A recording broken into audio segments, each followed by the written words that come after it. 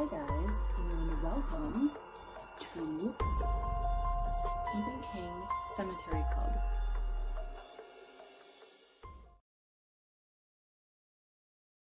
The last story in this little set of 4 is The Running Man. Yet again, it's a Richard Bachman book that is so full of despair, and it's the most dystopian thing that he could come up with. I just don't like it because it's depressing. It's really, really dismal. Basically, we're in a dystopian future, which is 2025, so technically, less than 5 years from now. And we have Ben Richards, he's the main character. He has a wife and a child. Things are just horrible. Living conditions are awful. Everyone is just in such misery. There is a game show network, basically, run by the government, and people compete in terrible, apparently amusing things. So people who have heart conditions will run on treadmills, and for every minute that they're on there, they get money, that kind of thing. So it's basically watching people debase themselves for entertainment purposes. And Ben Richards, the only way that he's going to get money for his sick child is to go on one of these game shows. So he walks over to the games building, and he has to wait in a line. It takes a long time. There are a whole bunch of physical exams. There are a whole bunch of mental acuity tests that he has to go through.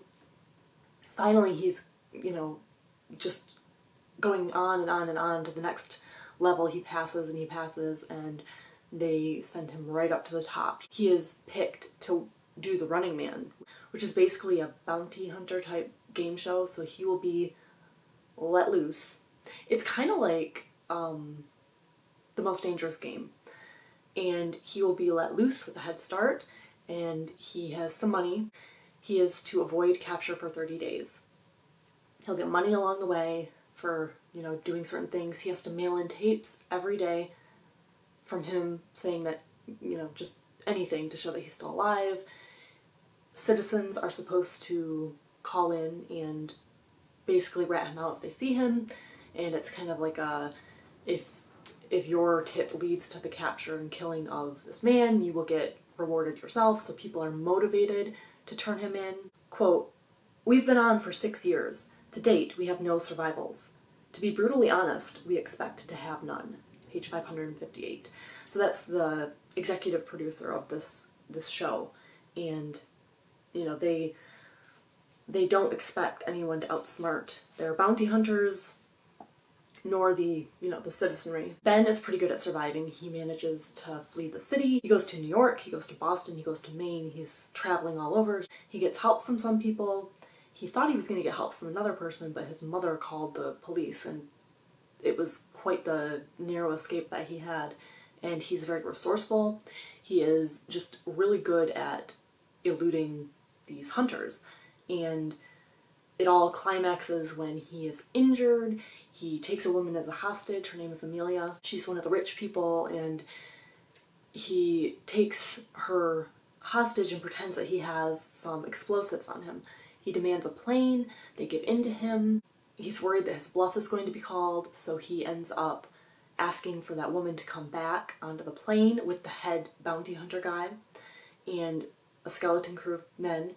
They all take off, and he is in the air. He is wounded, not mortally wounded, but, and the whole time you're thinking, even if he escapes, either he is going to get killed somehow, which, is not upholding their end of the bargain, but I don't think they want him to win in any way, or his family will be made to suffer. Something like that. The whole time you're reading this, you're thinking, I want him to get away, I want him to succeed, but there's no way that he will be allowed to do that. So basically, at the end, the head of the Games Commission, he is negotiating with Ben, and he says, hey, you've been a very good draw. You've been exceptional at eluding us. You've been a really good player, and you've pretty much outsmarted us and managed to go further than anyone else in the history of this game. So we would propose to you that you become the head hunter and,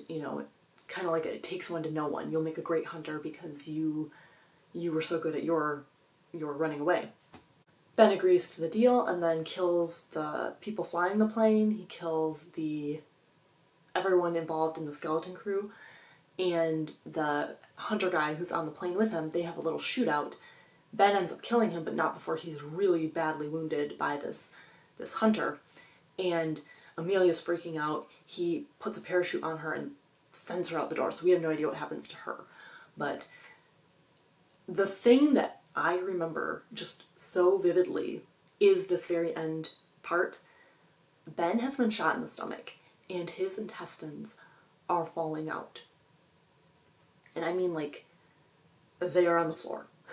It is something that has stuck with me for years. The only thing I distinctly remembered about this story was the whole intestines thing. Quote, he paused at the entrance to the galley and tried to gather up his intestines. He knew they didn't like it on the outside, not a bit. They were getting all dirty. He wanted to weep for his poor, fragile intestines, who had asked for none of this. Page 688. These intestines are trailing after him and getting caught on things, and he has to untangle them and try and put them back in. And something that it has definitely stuck with me. He steps on them. He steps on them. So anyway, Ben is he's not going to make it. There's no way he's going to make it.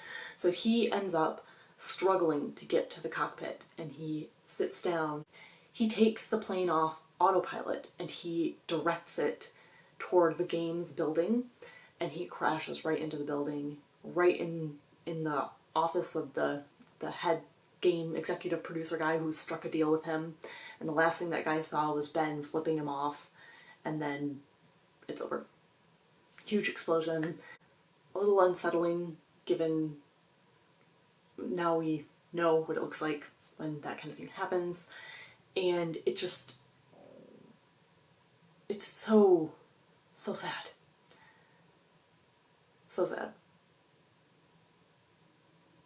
Oh, and throughout the course of this, his family did die. So Ben kind of was going for broke. There was nothing left for him. He wanted to kill the Killian guy, and the entire games building was just a symbol of the oppression and the debasement and the unfairness of current life. And so he managed to take it out, which was pretty awesome. And yeah, I don't know that I need to read it again. The intestines will stay with me forever. And yeah, let me know what you think of the story down below. Have a spooky day.